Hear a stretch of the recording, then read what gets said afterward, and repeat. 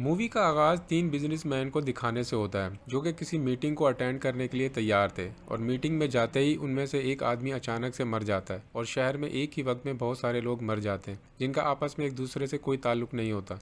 फिर शिकागो की एक यूनिवर्सिटी में डॉक्टर जोश को दिखाया जाता है जो स्टूडेंट्स को आवाज़ की लहरों के बारे में बता रहे होते हैं। फिर दो आदमी उनके लेक्चर में मदाखलत करते हैं और डॉक्टर जोश को अपने साथ चलने को कहते हैं। जोश परेशान हो जाता है कि वो कौन लोग हैं और उसे कहाँ ले जा रहे हैं, लेकिन वो जोश को किसी बात का कोई जवाब नहीं देते। फिर जोश को हवाई जहाज़ के जरिए वाशिंगटन डीसी की एक फैसिलिटी में लाया जाता है। वो यहाँ पर अपने एक बचपन के दोस्त सर्ज से मिलता है। सर्ज न्यूक्लियर जंग में महारत रखता था, उसे भी जोश की तरह फौरी तौर पर यहाँ लाया गया था। फिर दोनों को एक हॉल में भेज दिया जाता है जहाँ बहुत सी लाशें रखी हुई थी और यहाँ फौजी अफसरान उनका इस्तकबाल करते हैं। उन्हें बताया जाता है कि इन लोगों की मौत एक ही तारीख और एक ही वक्त में हुई है। इनकी मौत के पीछे यकीनन आपस में ज़रूर कुछ न कुछ ताल्लुक है।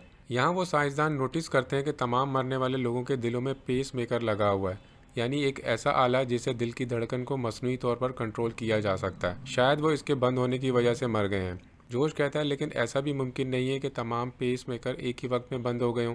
लेकिन सर्च कहता है कि ऐसा किसी बरकी मकनातीसी हथियार की वजह से हो सकता है। शायद इसके रद्द अमल की वजह से तमाम पेस मेकर बंद हो गए हों और तमाम लोग मर गए हों।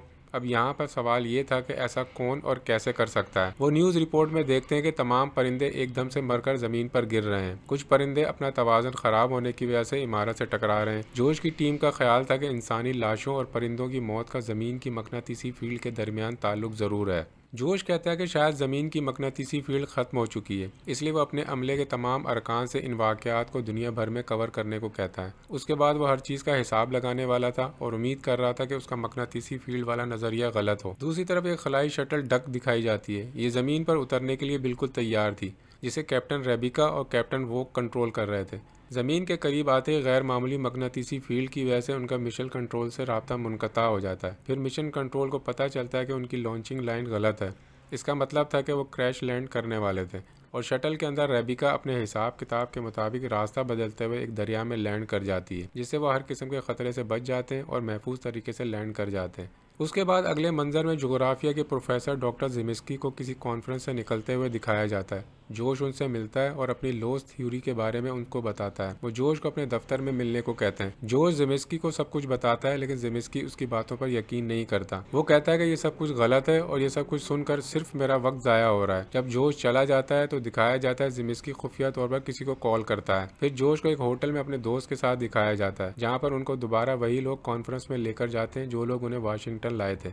इस कॉन्फ्रेंस में इस केस से मुतल्लिक सभी लोग मौजूद थे और जिमिस्की जोश की दरियाफ्त को अपनी दरियाफ्त के तौर पर पेश कर रहा था और जिमिस्की ही जोश को उसकी वजाहत करने को कहता है। इसके लिए जोश एक पीच को काट कर सबके सामने ज़मीन की तरह पेश करता है और वो बताता है कि किसी नामालूम रीज़न की वजह से ज़मीन की अंदरूनी कोर की गर्दिश बंद हो गई है, जिसकी वजह से ज़मीन की मगनातीसी फील्ड भी ख़त्म हो गई है और शायद इसी वजह से सब कुछ हो रहा है। जोश आग का इस्तेमाल करते हुए बताता है कि अगर ये निज़ाम कुछ महीने तक ठीक नहीं हुआ तो सूरज से फिर गैर फिल्टर शुदा अल्ट्रा वायलेट रेज ज़मीन की तरफ आएंगी और वो शुआएं हर चीज़ को तबाह कर देंगी। इसकी वजह से ज़िंदगी मुश्किल हो जाएगी या फिर यहीं ख़त्म हो जाएगी। जब जनरल जोश से उसका कोई हल पूछता है तो उसके पास कोई जवाब नहीं होता, लेकिन ज़ेमिस्की कहता है कि हम इस सैयारे के कोर की गर्दिश को दोबारा से शुरू करने की कोशिश करेंगे। अब एक टीम जिसमें जोश, सर्ज और ज़ेमिस्की थे, ये सब डॉक्टर ब्रेज से मिलने जाते हैं। डॉक्टर ब्रेज अल्ट्रासोनिक और बरकी मकनातीसी फील्ड के माहिर थे। वो उन्हें अपनी इजादात दिखाते हैं। यह अल्ट्रासोनिक लेज़र के ज़रिए किसी भी सख्त सतह के ज़मीनी पहाड़ों में भी होल कर सकती है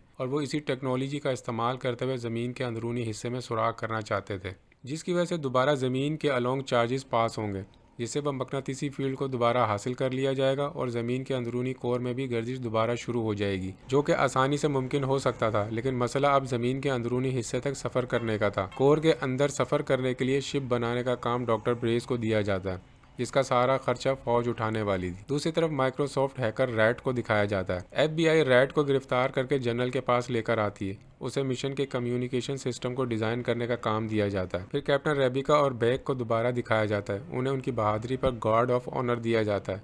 जनरल उन्हें मिशन कैप्टन के तौर पर भी मुंतखब कर लेता है और इस मिशन के लिए टीम में कप्तान के अलावा ज़ेमिस्की, जोश, ब्रेज और सर्च को भी शामिल किया गया था। फिर कुछ दिनों बाद एक कॉन्फ्रेंस रखी जाती है जिसमें सबको बाज़ाब्ता तौर पर इस मिशन के बारे में आगाह किया जाता है। जोश को इस मिशन का लीडर बना दिया जाता है, जिसकी वजह से ज़िमिस्की परेशान हो जाता है। जोश उन्हें बताता है कि पहले के 3 महीने हम मिशन की तैयारी करेंगे और फिर कुछ लोगों का एक ग्रुप इस मिशन को मुकम्मल करने जाएगा। इस कॉन्फ्रेंस में पहली मरतबा रेबिका अपनी टीम के अरकान से मिलती है। ये टीम सबसे पहले मिशन के लिए शिप बनाएगी, जिसकी ज़मीन के अंदरूनी हिस्से में सफ़र करने के लिए ज़रूरत होगी, और यह जिम्मेदारी डॉक्टर ब्रेस के हवाले की गई थी। और जहाज़ के आगे डॉक्टर ब्रेस की इजाद करदा अल्ट्रासोनिक लेज़र को इस्तेमाल किया जाएगा, जिसके ज़रिए वो ज़मीन की सतह को क्रैश करते हुए आगे बढ़ेंगे। ज़िमिस्की इस मिशन में ज़मीन की डेंसिटी की कैलकुलेशन का जिम्मेदार था, और सर्च को एटॉमिक इंचार्ज को कंट्रोल करना था। जोश को मुकनातीसी कुव्वत और चार्जेस को संभालने की जिम्मेदारी दे दी गई थी। 3 महीनों में उनकी शिप तैयार हो जाती है। उन्होंने इस जहाज़ में बहुत सारे कंपार्टमेंट बनाए होते हैं। अब तमाम लोगों को इस मिशन की तरबियत दी जाती है और अभी उनके मिशन पर जाने में कुछ दिन बाकी होते हैं। लेकिन ज़मीन पर एक थंडर स्टॉर्म आ जाता है, जिससे बहुत नुकसान होता है, और इसी वजह से उन्हें अपना मिशन पहले शुरू करना पड़ता है। फिर वो सब अपने शिप में दिखाए जाते हैं, जो कि बहरुल काहिल में था,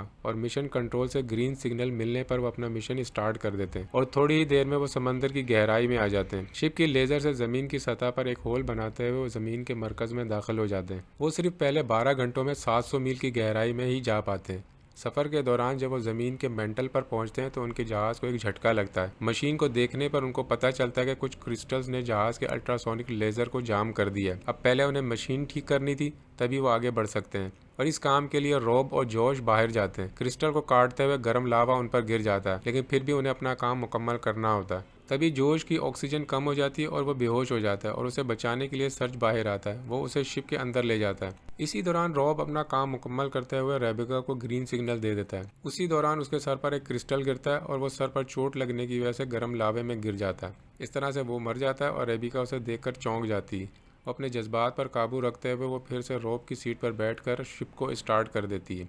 जहाज़ गर्म लावे और क्रिस्टल से बचता हुआ आगे बढ़ता है। जोश को भी होश आ जाता है। रॉब की मौत की वजह से उसे भी दुख होता है। उन्होंने ये हकीकत अपने जहन में बिठा ली थी कि वो इस मिशन में किसी भी वक्त मर सकते हैं। आज मिशन को शुरू हुए दूसरा दिन था। फिर जोश, सर्ज और ज़िमिस्की को हथियारों के कंपार्टमेंट में दिखाया जाता है। रेबिका उन्हें इस कंपार्टमेंट से बाहर आने के लिए कहती है, क्योंकि अब उन्हें इस कंपार्टमेंट को अलग करना था। वो फौरन बाहर आ जाते हैं, लेकिन सर्च को याद आता है कि वो अपना एटॉमिक लॉन्चर तो अंदर ही भूल आए हैं, क्योंकि वो उसके बगैर अपना एटॉमिक रिएक्टर स्टार्ट नहीं कर सकते थे। सर्च उसे लेने के लिए आगे बढ़ता है और बहुत मुश्किल से सिर्फ लॉन्चर को ही बाहर निकाल पाता है, लेकिन वो खुद अंदर ही बंद हो जाता है। जो जल्दी से रेबिका के पास जाता है और रेबिका से कंपार्टमेंट दोबारा खोलने को कहता है, लेकिन ज़िमिस्की कहता है कि हमें पूरी इंसानियत को बचाने के लिए एक इंसान की कुर्बानी तो देनी पड़ेगी। तो जोश अपने दोस्त को बाहर से मरता हुआ देखकर जज्बाती हो जाता है। अब शिप को ज़मीन के सबसे अंदरूनी हिस्से में दिखाया जाता है, जहाँ उनका मिशन तकरीबन मुकम्मल होने वाला था और जहाज़ भी तेज़ी से आगे बढ़ रहा था। रेबिका के मुताबिक ये अच्छी अलामत थी, क्योंकि इस तरह वो अपना मिशन जल्द मुकम्मल कर लेंगे, लेकिन ज़िमिस्की के कैलकुलेशन के मुताबिक वो अपना मिशन मुकम्मल नहीं कर पाएंगे, क्योंकि वहाँ गैर मुतवक्को डेंसिटी है और इसकी वजह से जहाज़ तेज़ी से आगे बढ़ रहा है। वो कहता है कि हमें अपना मिशन यहाँ रोक कर वापस चले जाना चाहिए।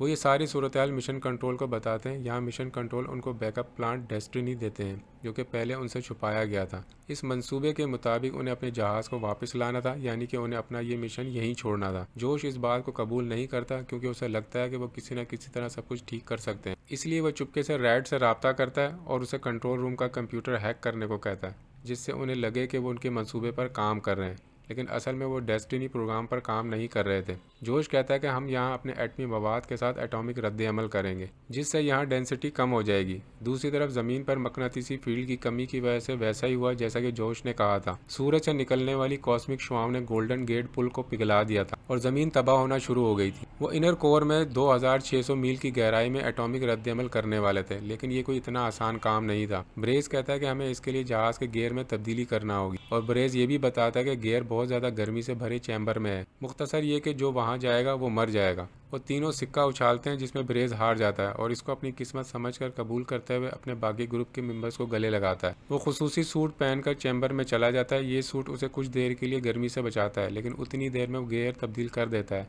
लेकिन फिर एटॉमिक रद्द-ए-अमल की वजह से वो मारा जाता है। दूसरी तरफ मिशन कंट्रोल को पता चल जाता है कि वो उनके मंसूबे पर अमल नहीं कर रहे हैं, और उनको ये भी पता चल जाता है कि किसी ने उनके कंप्यूटर सिस्टम को भी हैक कर लिया है और वो तमाम लोग डेस्टिनी मिशन पर काम नहीं कर रहे हैं। फिर वो जहाज़ से अपने 2 कंपार्टमेंट्स को अलग कर देते हैं, जिनसे डेंसिटी में कुछ फ़र्क पड़ जाता है, और ज़िमिस्की तीसरे कंपार्टमेंट में फंस जाता है और जोश उसे बचाने की कोशिश करता है, लेकिन ज़ेमिस्की उसे बाहर जाने को कहता है। फिर जोश तीसरे कंपार्टमेंट को भी अलग कर देता है, जिससे उनका मिशन मुकम्मल हो जाता है और ज़मीन दोबारा से घूमने लगती है। लेकिन जहाज़ ईंधन की कमी की वजह से रुक जाता है और अब रेबिका और जोश को अपनी जान बचाने के लिए कोशिश करनी थी। यहाँ जोश को ज़मीन के लावा को फ्यूल के तौर पर इस्तेमाल करने का आइडिया आता है और ये वर्क भी करता है। जहाज़ स्टार्ट हो जाता है और तेज़ी से ज़मीन की तरफ हरकत करता है, लेकिन उनका जहाज़ सतह पर आकर दोबारा बंद हो जाता है, क्योंकि ज़मीन की सतह पर उनके पास कुदरती हरारत के वसाइल भी कम हो गए थे और उसके साथ उनका मिशन कंट्रोल से भी राब्ता ख़त्म हो गया था और यहाँ इनके पास मदद के इंतज़ार के सिवा कोई चारा नहीं था। फिर उन्हें बहुत से बहरी जहाज़ों और हेलीकॉप्टरों के जरिए से बचा लिया जाता है। सिर्फ यही 2 लोग थे जो इस मिशन में जिंदा बच गए थे।